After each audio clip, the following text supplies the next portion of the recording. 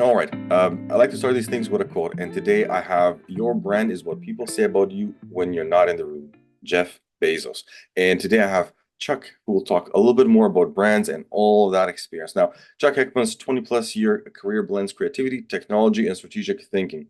His journey led him to leadership roles in brand strategy and digital marketing at prominent agencies where he spearheaded campaigns for Verizon, Procter and Gamble, and Heineken. Now, as co-founder of 1 billion agency, Chuck continues to use creativity to help brands develop more effective brand and marketing strategies, as well as develop custom AI applications, which I'm really excited to hear a little bit more about that. Now, Chuck currently resides in Brooklyn, New York, with his wife and two kids. So balancing family life and business is something that is kind of like an ongoing thing. And now we were kind of into the back to school. How is that going? They go back tomorrow. I'm looking forward to it. I Fantastic. love I love my children, but having them in the house because I work out of my home all day is my productivity over the summer months has definitely gone down. That's for sure. I think we're all in the same boat. My kids started today, but like full on is it's from tomorrow, and we love them. But you just can't work. Productivity is like because your half of the mind is there and half is here. Yeah. So it's good when they go back to school. Now, Chuck, you've done 20 years of brand strategy and creativity, and you mentioned development as well. Can you walk me through how that whole journey started and how you got to 1 billion agency? Yeah. I would say kind of the center of my entire career has been in the search of some creative expression of some sort or another. So I have a degree in product design, and I got my degree in Philadelphia, and there were no product design. Well, there was one product design shop in the whole city. So I luckily taught myself how to code, and teaching myself how to code opened up many doors. This is 1999. So it was basic HTML, CSS, very little JavaScript kind of websites. But that's how I paid my bills. And I slowly turned that into a full on developer career over the course of a few years. And then um, the years kind of escape me because they're so long ago at this point. But at a certain point in my career, I was working at Hearst, and I was doing a lot of creative projects on the side. I had a small design shop where I was making ecological products and things like that, working with a lot of really super talented, amazing people in the sustainability space in the early 2000s in Brooklyn. It was an amazing scene. But undercapitalized, inexperienced startups as they are. I also had a day job to pay the bills. So yeah, I was working at Hearst, and after I left Hearst, I had a small startup where I was focused mostly on fashion brands. And that's where I started to make the shift from being the code punching design developer into more of like a creative strategist role, where I was the nerd herder. I had a group of developers throughout the U.S. and Europe working on various projects, but it was really about setting the creative vision and the strategy with the client, and then making that come to life with groups of developers. And then I turned that into a gig at Adidas overseas for a little while. And then I've been back in New York since I think 2011. And that's when I started my agency journey. That is that is quite the journey from, as you call it, nerd herder to working in sustainability space in Brooklyn. You mentioned that was like a lot of it was fun, but it was really low funding and hard to help those companies grow sustainability space in Brooklyn in the early 2000s. how did that look like when it comes to like branding? What were the things that were really what were brands kind of pushing at that point? It was all over the map, really. A lot of it was based on the sustainability philosophy of, if you provide a sustainable option, you can support ecology through consumption. I don't know if I agree with that anymore, just to be honest, 20 years ago. um, That's what we knew then. but many years ago, it seemed like a really good idea. And so there were a lot of brands that there was a brand called Loyal from uh, what was her name? Jenny Hua. That was amazing. She was doing sustainable fashion. Um, and a very good friend of mine, even today, Josh Dorfman, who's still in the sustainability space. He actually just launched a new podcast called Super Cool. So he's been in the space for decades, but working with um, people like them, personalities and brands, none of them really got off the ground. To be honest, they were all, early 20 something dreams. But we had a lot of fun, and we sold some stuff, but we it was just a really beautiful community, back in the day. And you also have New York and Brooklyn, which is, of course, is a place where fashion is really coming out. So you have Paris, you have New York, there's Milan. There's a couple of cities in the world that really are putting on like insane stuff when it comes to fashion. And how did you move into uh, fashion as someone that does coding and development? How's that community? How did they accept someone that does coding? Like, okay, there you go, do these really insane designs. Yeah, no, because I have my foundation is in design, and I've always looked at any role that I've been in, be it development or strategy or anything, through the lens of creativity and design thinking. Um, and I've always had an interest in fashion. To be completely transparent, I should have done yoga wear instead of fashion. I would be Yeah. probably extremely well off if I would have made that that pivot. Yeah. But hindsight being 2020, I chose to try and do fashion. I developed one of the first felted organic wool fabrics in the world with a great gentleman out of Vermont named Matthew Mole.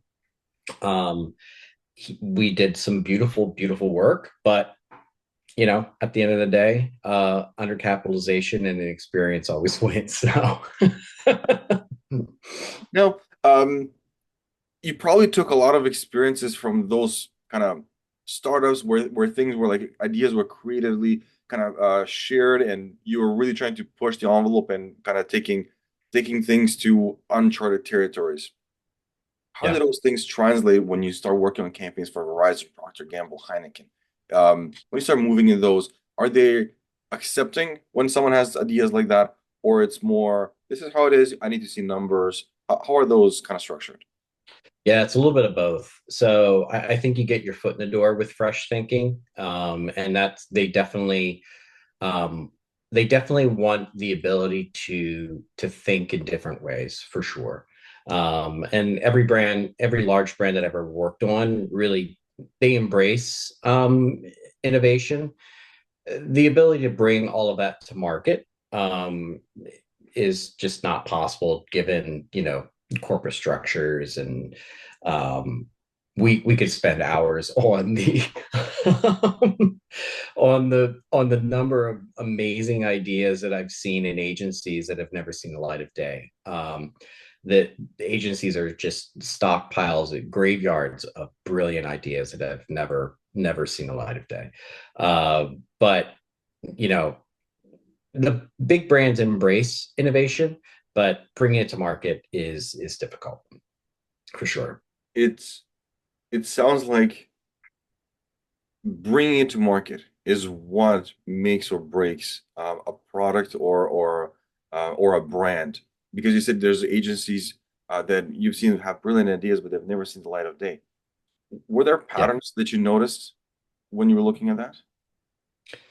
I think a lot of brands, especially the biggest ones that aren't like, the Nikes and the Apples and the darlings of marketing and branding. I've had the immense privilege of working on brands like Crest and Oral B and Heineken, Ferrero, Verizon, T-Mobile, like all of those brands. It's a privilege to work on those brands, but they are such behemoths that you have to work on the edges.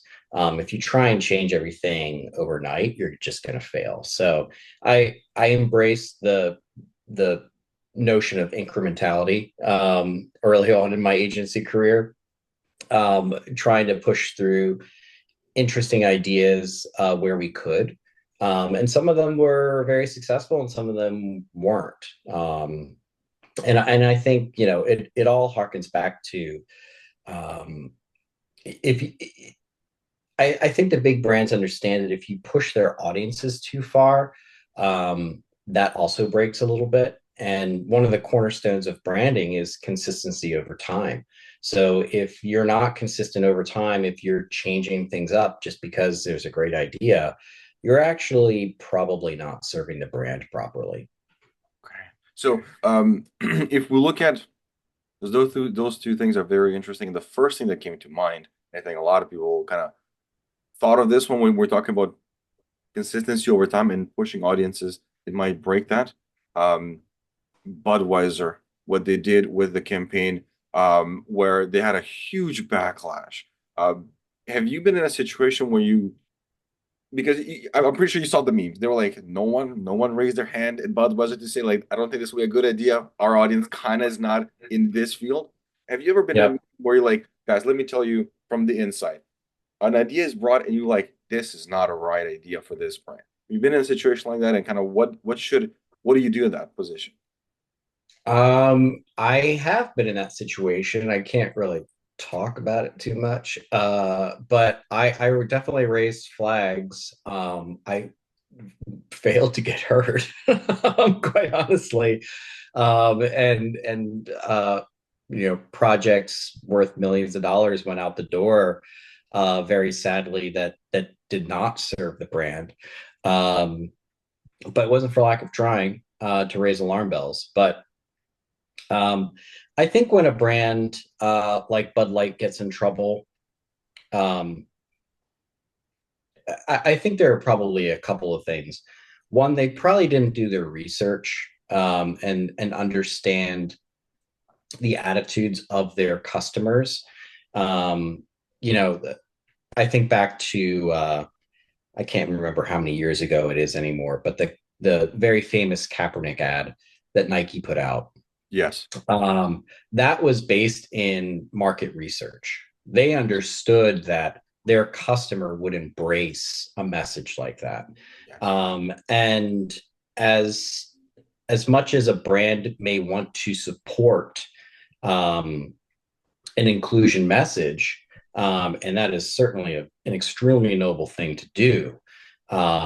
If you're going to turn off your customers in the process and then not provide leadership, then you are going to fail. So if the backlash would have happened and they would have tried to provide leadership and say, well, this is why we support um, trans rights and this is why we support, I can't remember the influencer's name anymore. But they didn't. They backed off and they backpedaled and they showed weakness, and that showed that they did not have a conviction as a brand to actually support these things. They were just using it to have a conversation in the moment, and that's a nuance that is gonna always fail. If you're not going to support something as a brand full heartedly, you probably should not do it. I think now that the way that you explained it, it makes a lot of sense because you're right. When a brand stands behind a statement, they really stand behind it, and people kind of try to understand what are you guys doing, but they really stand behind it and they kind of double down. Like Ben and Jerry's, I think they've done it many, many times, and they Yes. never back down of their statements. Now, Yep. uh, Bud Light, the way that they explain it was like probably someone raised red flags, like you've done in the past for other in meetings, and they didn't do their research, number one. But the second thing that was probably the bigger one is leadership. They failed to stand behind that message. They kind of backpedaled. And that is when things went even worse because it looked like the audience was like, you told you so, and it got like spiral out of control. Now, when you look at someone like Nike and Kaepernick, I thought that was a fantastic example. How do brands, if you're sitting in those meetings, how do brands find the right ambassador or influencer to be like, this aligns really well, and we're going to do this together now? Yeah, it's a very tricky dance. It's it's not easy. I've been a part of many conversations around the right talent to bring in to support a message. Um, and sometimes a brand gets it right and sometimes they don't. I think without the possibly sounding trite, but it really does all go back to authenticity. And I know that word gets overused in marketing and branding way too much. But at the end of the day, that is the dividing. If you can't, and I think that's the downfall of that Bud Light campaign is that it wasn't authentic. It could have been authentic to the brand, but they didn't back it up. And that's the dividing line. I loved your example of Ben and Jerry's. Ben and Jerry's stands for something, and they don't care if you don't like it. Yeah. And that is an authentic brand expressing itself.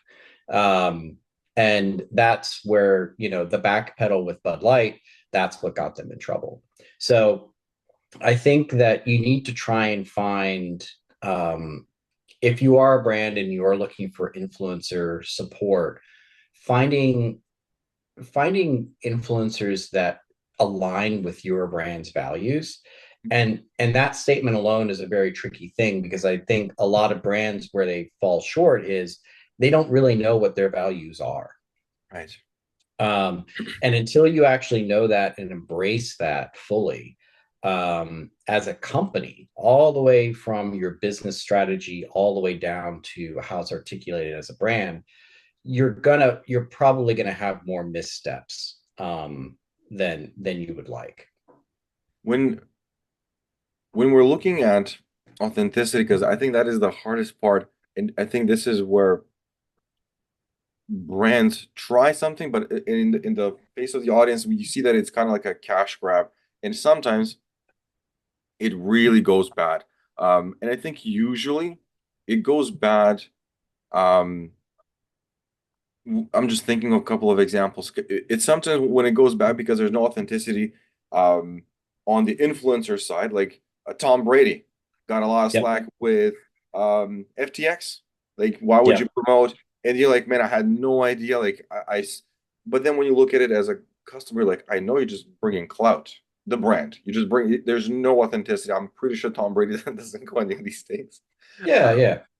When you're looking for when you are working with your clients and when the strategy is let's find influencers and let's find a brand ambassador or someone that aligns with your values and authenticity, do you need to show more story or do you need to show more numbers connecting the story that will make sense to do this together? Yeah. That's a very interesting question. I think it depends on the situation that you're in. So in some instances, with especially specifically with influencer marketing, there's the notion of also borrowed authenticity. So you can, it depends on the level of branding, but if you have a much lighter branded touch and an influencer is just kind of sneaking you in there, with a mention or a link, that's providing a level of, authenticity that is not highly branded, but you're borrowing the authenticity of that creator or that influencer. I see what you mean. Um, so that's one way of doing it. The other way of doing it is a much more research intensive, laborious process where you're trying to say, like, here are our values, and you're going out and almost doing a casting call with influencers to try and match up the proper talent. Right. It's more Um, like a casting call. This is what yeah, we believe in. Do you kind of fit within those core values as opposed to that, like you mentioned, and we've seen that borrowed authenticity quite often where maybe a brand is not strong and they want to be affiliated with George Clooney and Nespresso. I'm not saying they're not yeah, strong, but then you're like, oh, okay, I want to drink Nespresso just like George Clooney. yeah, and to be honest, I don't I don't get down with that kind of stuff too often. Like, every year when the Super Bowl rolls around, it's a parade of celebrities making a very great payday. No shade on that. But, they're not actually extending or continuing the brand's narrative in any meaningful way. It's just like, oh, look, this person, very famous person, is in a mayonnaise spot. Why? Why does this person, like, other than it being a funny spot, like Tom Brady with FTX, like, he's there for a payday. He's not really providing any value there. So that kind of stuff, that's more on the advertising side of things than branding, and that's fine. I love advertising too, but I think that kind of tactic, I don't know that it really works. It works great for the talent, but I don't know that it really works and extends the brand's mission of communicating what they stand for to their audience in any meaningful way. I think it's that borrowed audience or borrowed authenticity. I think it's a lot harder with social media because we do see the numbers people are sharing what they're making, and you're right. Like it's hard to kind of continue as that to be like your strategy for branding and kind of pushing with ambassadors in that sense, just because they're celebrities. Now, we kind of talked about like the high level. We talked about like really massive brands, but you also like you mentioned in the early days in Brooklyn and working with all these small teams and then kind of recruiting, like you mentioned, bringing people and opening your own agency. You've probably been in situations where you had to start from ground one. Someone comes in and says, Chuck, I have a fantastic product. And you said, look, I know the graveyard of agency that ideas have never seen light of day. What are the first things that you tell someone, like, if you want this to be to kind of stand the test of time, right from the early days, I want you to do these things. What are those? Yeah, I actually do a lot of work with small brands, more European furniture manufacturers, trying to break into the US market. Um, and I work with a group of about 200 small manufacturers spread throughout Sweden and Spain and um, through Eastern Europe. They all have the same goal, is to break into the US market. It's the largest interior design market in the world. Um, but the first thing I say to them, number one, is the cost of doing business from a marketing perspective and a sales and distribution perspective in the US is prohibitively high, much higher than in Europe. So that's the first thing, is are you willing to invest? And then, honestly, from a branding perspective, I love PR. That's the first thing that I tell people. Small brands, you got to get your message out there organically before you start pushing advertising. So a very good friend of mine has a watch company. He has one product. He's about to launch his second one.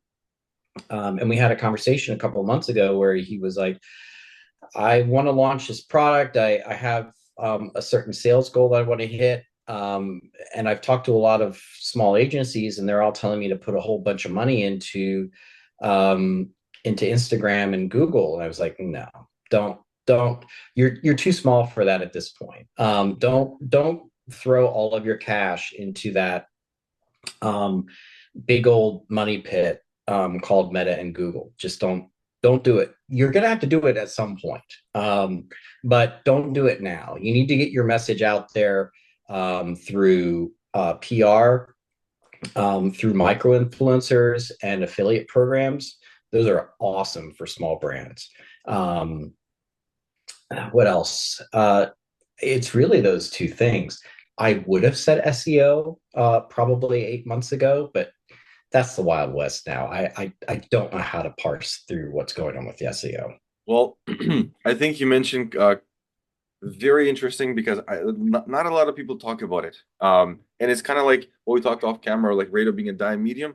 PR is not something that has been talked a lot. It's kind of pushed to the side. It's there, but I think um, it's been overshadowed by SEO and the latest things that I've been watching about SEO because I try to do as much as I can. Um, like you mentioned, like probably not even 8 months. Like I think like the last couple of months, what happened was volume of blogs was kind of here, and then ChatGPT was open to the world, and then it skyrocketed. So for the longest time, it was volume. Put out as many blogs as possible, and you will get indexed and shown on Google. And now it's Google is flooded. They're really focusing on quality. So reduce Yep. your volume, but it needs to have a lot more quality PR, a lot more backlinks. And they would say I was watching a bunch of people showing like, look, and they were showing big websites that were cutting their or consolidating pages because they're like it's taking a hit because someone Yep. like Google has to index a lot more. Let's focus on quality because for the longest time that was okay, but like volume was insane now. And when we look at PR, from my personal experience, I think I did like the worst possible job ever. I went on E something, forgot what it was, E Newswire or E Wire, wrote it myself, looked at some templates, Mhm. paid whatever $500 or something to be distributed to the local KWS website from somewhere, Yep. Yep. and basically that was it. Now that is obviously the horrible way to start doing it. How do you do your first PR properly? You have to work with a pro. Yeah. It's one of those things that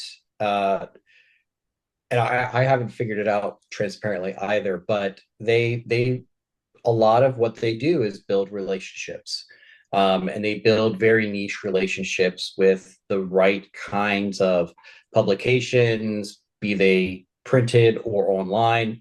They also are forming the right relationships with the right influencers. So they are, they spend the time to develop those communities, and you pay them to activate those communities in service of your brand. And I think it's a great value exchange, honestly. So I would say that what you're paying for in PR is the relationship base that professional has created. And it's not as easy, you know, every publication of a certain size is flooded with releases. It takes a dedicated PR person to go to those editors and writers and say, here's a story that you need to tell, and you trust me, I'm not bringing you any BS. So it takes that extra little kick. it's it's interesting the way that you described it because I never thought it like they have these because we all live behind this monitor thing. So Yeah. we believe that PR agency will probably kind of do the same, like email 10 people. They actually, through years of working together, cultivate a community of relationships, like you mentioned, that at any point in time they can say, look, I've given you like 10 great stories. We broke the story with Rabbit that is not doing good with AI. Let me give Yeah. you the next big thing. And because of that trust, if you go with a PR agency, they will always have those relationships, and that's basically what you're really paying for. It's not just the creative, but you're really paying that they have these relationships. Yeah. Yeah, 100%. And if I could recommend anything to anybody that's interested in exploring PR for their brand, look for a highly niched PR group. Um, that it the tighter the niche is, the better I think it's going to perform for you. There are tons of generalist shops out there.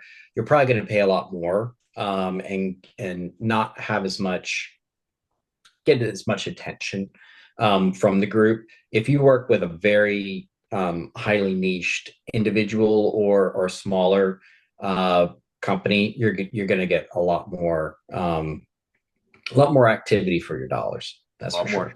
Oh, fantastic. Now, um, if you found the right one, it's niche enough, you pay a little bit more, you're open to get a little bit more activity. When it comes to branding, what are the things that you see that these companies, organizations are focusing too much that is really not that important, and they're not focusing on the important parts when it comes to the branding? Oh, I love this. This is exactly why we founded 1 Billion Agency. So we are a marketing effectiveness agency. And that, what does that mean? This is a particular marketing philosophy centered in the thinking of people like Les Binet, Peter Field, Byron Sharp. There are many others that I'm forgetting, but those are the heavy hitters. You think about groups like WARC that really push marketing effectiveness. Marketing effectiveness in England and Europe are much larger topics than they are here in the States and in Canada. And I think that is starting to grow a lot.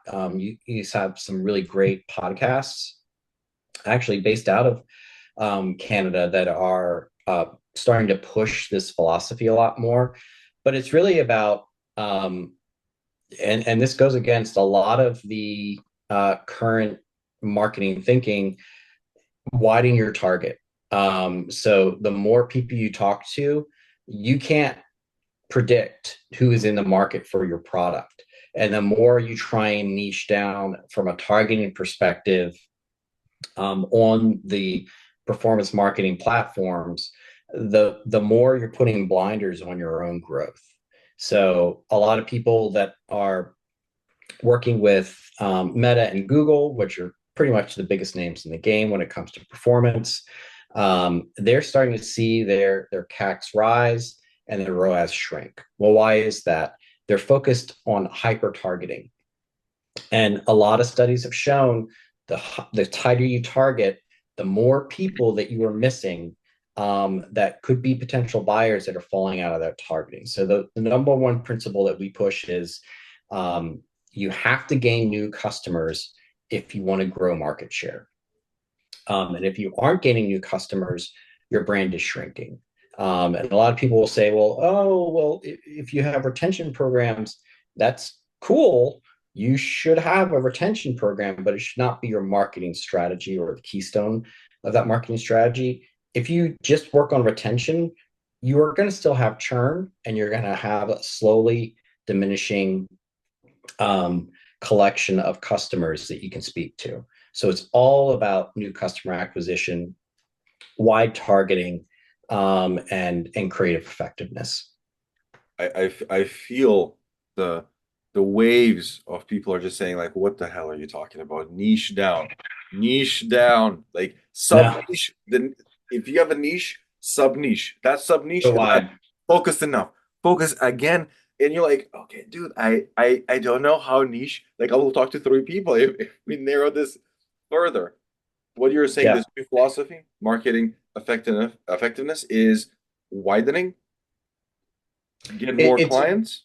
it's starting to grow in popularity among smart marketers in the US, but um, transparently, performance has done an amazing job. Google and Meta have done an amazing job selling certainty to the marketing community because they say you put $1 in, you get $3 back. How wonderful is that? And that's great, but that $3 back is slowly shrinking, and you know it it's great for Meta and Google's shareholders, but at the end of the day, it's not servicing your brand because it's basically direct mail. You're saying, "Here's my offer. Respond to my offer, and let's have a transaction." You're not building a long term you're not building a long-term relationship with those customers. And that's what marketing effectiveness is really about. You can have performance as part of your marketing mix. Yes, do that. You can have retention as part of your marketing mix. Yes, 100% do that. But at the end of the day, the only strategy that works consistently over time is mass reach, um, coupled with effective emotional messaging that resonates with people and tells your brand story. That's how brands grow. And if you think of it, it's a very easy way to wrap your head around Nike, Adidas, Ford, any Tesla, like any company you think they don't like. If you use Tesla as a they're not focusing on like, oh, they need to be a Silicon Valley CEO who's making XYZ, marital status this, in sub niche and sub niche. It's a mass reach, Yep. emotional message, tell your brand story. Bring those three pieces together, and you will see a massive difference. And I think what you mentioned previously when it comes to giving your friend the advice of paid ads, I made that mistake 4 years ago, and then I was lucky enough to talk with someone that actually does that for a living, and he said these companies make the like that's their business model. You burning a boatload of money, but that Yeah. certainty is sold in the beginning. So you feel like, hey, I'm just gonna put XYZ, I'm gonna get XYZ. Like, not really. You should look at paid ads after you're doing PR, after you're doing cold outreach, after you're building organic, like inbound, after you Yeah. have a very, very good offer, and now you want to take it to the next level. But what do you get from LinkedIn, from Facebook? Here's $300. Here's $600. Put them in, and those are really they're not targeted for massive brands. They're targeted for a small business owner to burn through a budget. Now, when it comes to the philosophy that you've seen being very successful, you come into a company, the owner or the organization is like, no, we're sub niche to the niche to the niche. How do you start breaking those things down? What are the first things you start to do to adapt? I wish I had a really good answer for that. Um, a lot of the conversations that we have with brands are based around, just doing a test. We're not saying completely change your strategy because a lot of direct to consumer brands have grown exponentially off of performance marketing. So they see that it has worked, propelled their brand. They're just starting to see the metrics slipping and they don't know why. It's because, you know, the inventory is running out and now there's just kind of like I heard a very good analogy. It's the sand between the stones, and you don't really know. It's kind of a black box with a lot of these new performance products. You don't know who you're hitting. You can't get really good metrics on it. So the certainty of data is now being pulled away from performance marketing.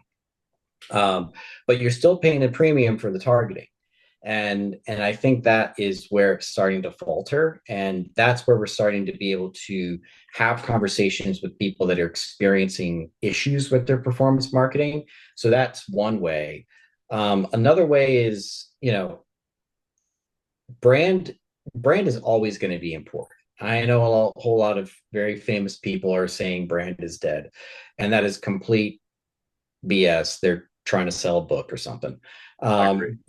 Brand is the most important thing. A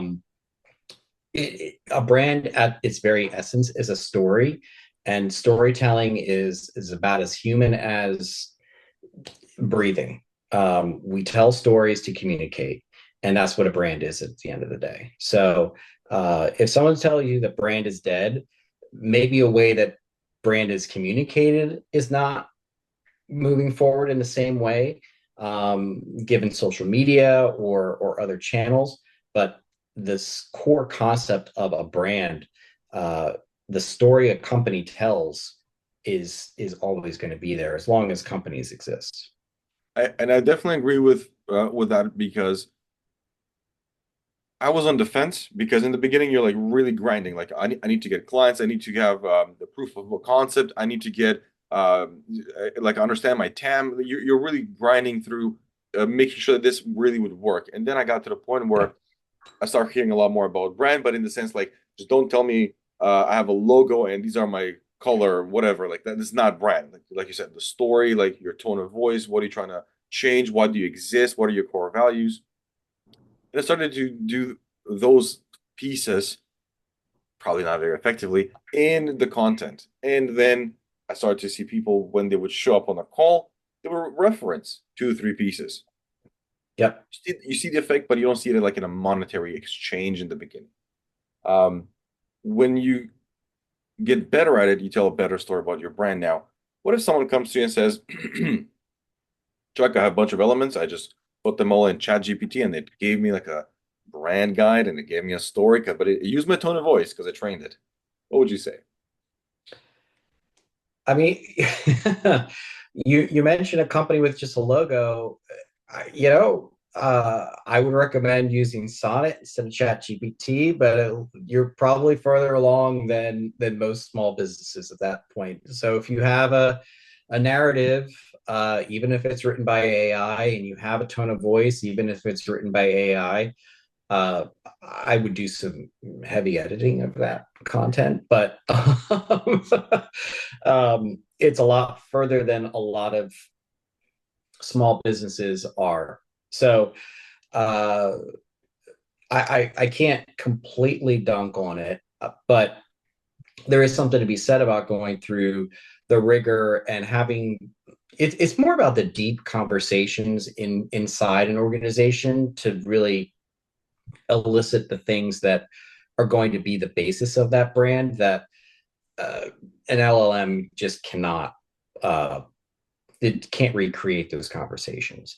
So, talking with the CEO and the head of sales and the head of finance and the head of marketing and going out into the organization and talking with customer service and the frontline sales staff and the frontline marketing staff, like they have a much more visceral sense of what a company's story is that you can start to channel and leverage in very powerful ways. And that's where authenticity grows from. Mhm. So, yes, you can put these things into an LLM and get something passable, but doing the really hard work is where you're going to get a much better result. And, I use that example just because when ChatGPT 4 was available, I was like, let me see if it would give me a different version of what I wrote. Yeah. It was not what I envisioned at all. It was far off. And you recommended Sonnet, and I try. Sonnet is spitting out stuff that is a lot more It's natural. really good. It It's doesn't really spit good. out in today's modern world, in today's digital space, wizardry. Okay, this is getting this is getting better. Now you do you do some custom AI applications. How do you see those work with brands? Wow, that's a very good question. I think the notion of hallucination is still so strong. To your previous point about GPT-4, I have a really hard time understanding true production use cases of LLMs outside of novelties at the moment. I know a lot of companies are using them for chatbots and customer service. I think if you're just doing an API call, don't do it. You're prompt engineering. I think with a large context window, prompt engineering, especially with an agent framework, whether you're using AutoGen or Crew I think you can get a lot closer, and that's where I've spent a lot of my time. In agentic frameworks, primarily Crew, but if I was a little smarter, I'd be doing AutoGen a lot more, but it's just a little bit more complex. But uh, yeah, I think agent frameworks definitely can help with hallucinations. And the more the more data that you feed in. So fine tuning, I think definitely still has a role. Embedding your own data. I know RAG is not as big a conversation as it was even 6 months ago because context windows are growing. But to your point about Sonnet 3.5, like the more stuff you upload before you prompt it, the better the output you're going to get. So a workflow that I really like using is Research GPT. That basically it uses a search engine. It goes out and it creates research papers for you on any given topic. You do a whole bunch of those research papers. You take that, you upload that into Sonnet, and then you start to use prompting techniques to get at the kind of content that you're looking for. That's a workflow that has worked very, very well for me. Creating presentations, newsletters, XYZ. It's a really great framework. I would love to take that and start translating that into agentic frameworks. And that's some of the work that I've been thinking about doing on the side, but it it still takes a lot of work. The other angle on AI development is uh, we have a 30-year industry in software design, especially on the web, that is very tightly bound to uh, user flows and a QA regime that is all about certainty. When you're dealing with a system that thinks for itself, you don't always know what you're going to get. And that causes a lot of trouble with QA. So the mentality of thinking about how QA is supposed to be done and how you control quality and decrease the number of hallucinations is definitely a new way of thinking about software development for sure. When you're when you're going through your flow, and I think I've seen that many times, and I do try to use some of it where you're uploading a lot more before, but you take it one Yep. step further, using Research GPT to do a lot more research, upload that, and then start doing prompt engineering, and then you start to get things that are more accurate. When you start to see brands going in and using that for content creation, um, for text, in my experience, if you do a lot of that beforehand, really difficult to notice the difference. It's if you really do that, like I've done, where you load a whole document of Google, what is their guidelines and PDFs on good stuff, and then competitors that are number one. You load a bunch of stuff before you actually do anything. It's very hard. It's really hard for text. When it comes to video and images, it's depending on how good it is. Have you use or have you seen brands use AI generated videos and images as is with, of course, like a little prompt engineering, but like, okay, this is pretty good. It will pass for an ad. Not that is not that is anything that isn't branded as or promoted as, hey, we used AI. So I haven't seen a brand produce an ad campaign or a video yet that's entirely AI, and they were just like, I hope we get this by. Um, like I hope no one can see it. Uh, I think we've gone past in terms of text to image, we've gone past Uncanny Valley where with the right prompting and the right fine tuning and even the right LoRa, you can get a result that is indistinguishable from reality. It probably actually looks too perfect. And that's probably the definer and where you could sort of see, oh yeah, this is too perfect an image. It's probably generated by AI. There's a lot longer uh, runway to go, and I guess that's a bit of a slip there because there's a lot longer runway to go when it comes to video, but I think we are going to get there. And Yeah. I'm of two minds. I think the possibility of democratizing creativity and the ability for someone to tell a story in full video and text is very powerful, but I remain worried that there are going to be way too many corporate gatekeepers in the middle of that process that make it either prohibitive from a cost perspective, or where the real functionality, the really super powerful functionality, is held away from the public for fears of nefarious actions, or any other, or just lack of trust of the public.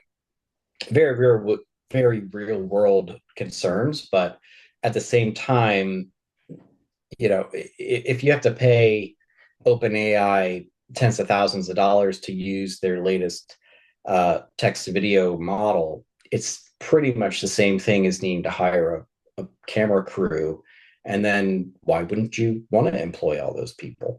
Right. So, I've there's a lot of kind of in the topic that you were talking, there's a lot of mixed emotions about Grok because they were saying a lot of stuff the guys are spitting out is like copywritten yeah. or AI patent. I mean, they're IP patents, and you're using the AI. They were using Disney as an example. They were using real people as an example. They do anything with Grok.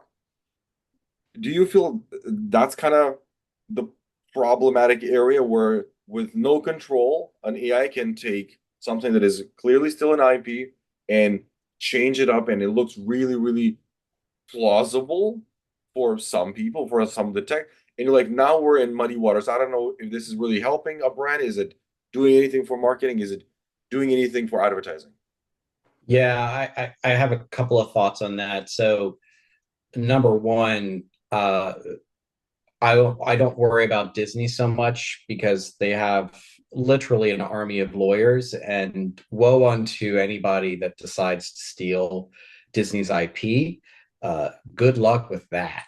But on the other side of things, I did have a very creepy moment where I was working with Comfy UI and Stable Diffusion. Um, and I was doing some tests with different LoRa frameworks, and it gets kind of gross on some of these websites where they're selling uh, LoRa packs of different celebrities, actresses, models. It can get really creepy really fast. And once they have that likeness, they can do anything they want with it, and that's not cool. So I think the government needs to get involved with privacy protections, not only for famous people but for everybody. You don't want your voice and likeness stolen. I don't want my voice or likeness stolen.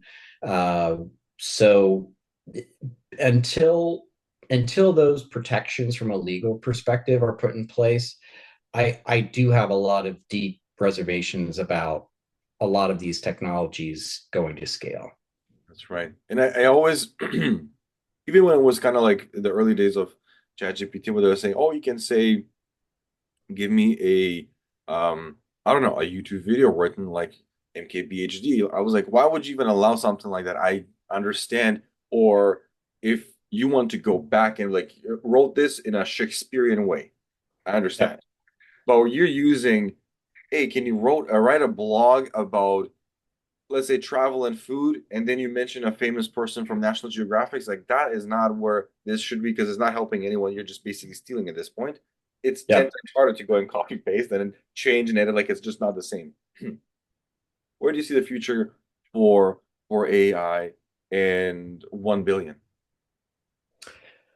So we were talking about building strategy uh, applications on top of the way, basically taking marketing effectiveness thinking and research and providing an application, sort of like a SaaS program for for strategists that are looking to leverage these frameworks and this way of thinking. Transparently, we backed away from it for a lot of the reasons that I just spoke about. We don't want to steal other people's IP. We don't want to um, monetize somebody else's thinking without a model for which we can provide them some sort of compensation or royalty or something like that. So we I continue to build up my knowledge in these areas. But at the moment, any real world application, I think a lot of these legal and ethical questions need to be worked out before I would feel comfortable as a business owner launching anything into the world, because marketing is a sort of a cumulative business. It's thoughts building on thoughts, building on thoughts, and unless there's a way to compensate people in a meaningful way for that thinking that contributed up the chain, uh, I I wouldn't want my IP put into somebody else's program. So I certainly don't want to do that to anybody else. And I think even for what I do when it comes to like the outreach stuff, a lot of agencies have reached out to say we can do the prompting so that the messages are written by AI. I still like no, I'll write my own messages. I do it for every client. I change them up, and even for Yeah. phone, they would say we can do a complete AI that will do the calls. And I was like, I would never want to receive that, so I don't feel comfortable doing that because if I receive a call that is completely AI, the audio, the whole thing, there is no way we do business. It's just there's no authenticity. There's no person. We like you are just shooting up for numbers. And if it's like a $5, $9 subscription, maybe I understand it. But if anything more than that, I'm like, I don't feel comfortable about that. When you But look, what I think is the in 2 years, you're going to be able to very quickly train a voice model based on your voice, give it some writing and some scripts, and give it a phone list, and it will have actual conversations as you. And that's the frontier that I'm still trying to wrap my head around, honestly, is because at some point agent frameworks now are in such a small uh, infant state. The real agentic frameworks of the future are going to be autonomous, where you basically schedule a meeting with them.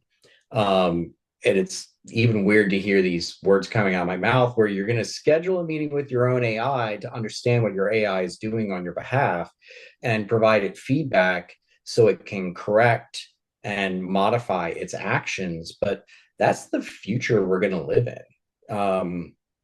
And so I think it's about being it's about being cautious. It's a cautious embrace to make sure you don't get the dagger in your back. So you know, you these technologies are the future, but the way we leverage them moving forward is going to really change not only how people make their living, but also how businesses grow. I think, I think it's at least for me, it's so hard to understand where that it's going. But the way that you explained it, it's a interesting concept. It feels like you become like an AI parent. You sit down with your AI agent and you Yeah. say like, this is good, this is bad, feedback, tweak, change, modify, go out there, do something, come back. Oh, that's what you did. Too bad, so sad. Shouldn't do that. That is a very different perspective of how I was envisioning, where you kind of keep prompting, but it's not with an agent. It's like the Sonnet, the GPTs, or whatever. And now you're saying it's actually more personalized. The agent, Yeah. and they do exactly everything that you want. And you have, like you said, meetings, and you take it to the next level, which is a very, I've never thought of it that way, but it's very personal and it's very, I would say, accurate, more accurate to exactly how you want it to be. But now, is it authentic and is it ethical Yeah. and is it pushing the boundaries in the wrong direction? Um, Chuck, we had a lot of deep conversations today now. If someone wants to get a hold of you and talk to you about 1 billion agency and the stuff that you guys do, how do people get a hold of you? We're at 1billion.agency. Chuck at 1billion.agency. I'm also on LinkedIn. Uh, yeah, that's where I'm at from a digital perspective. Thinking very hard about YouTube and TikTok, but I have a little bit of trouble being a face on a screen. I'm trying to get over that, but Hopefully this helps in that yeah, journey for you. Thank you for the time. This was thank amazing. you. This is Um, great. all the best in your future. All the best. Thank you. Talk soon.